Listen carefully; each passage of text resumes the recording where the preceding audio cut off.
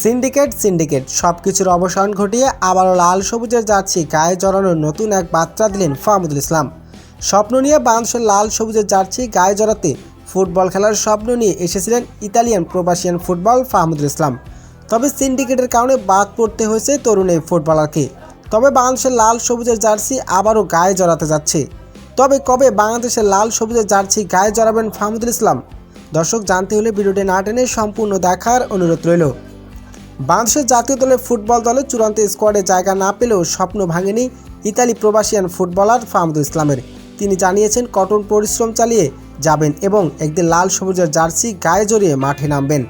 তবে ভারতের বিপক্ষে এশিয়া কাপের বাছাই পর্বে বাদ পড়া নিয়ে দেশের ফুটবল প্রেমীদের মধ্যে হতাশ দেখা দিলেও বাংলাদেশ ফুটবল ফেডারেশন বাফুসে কর্মকর্তার সাথে আলোচনা হয়।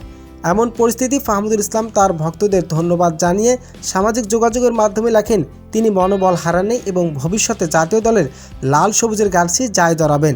তবে আবার কয়েক মাস পর নিজেকে মেলে ধরে লাল সবুজের জার্সি গায়ে জড়াবেন বাংলাদেশের ফাহমুদুল ইসলাম। তবে তিনি কঠিন পরিশ্রম এবং সবার মন জয় করে আবারও লাল সবুজের জার্সি গায়ে জড়াবেন তিনি।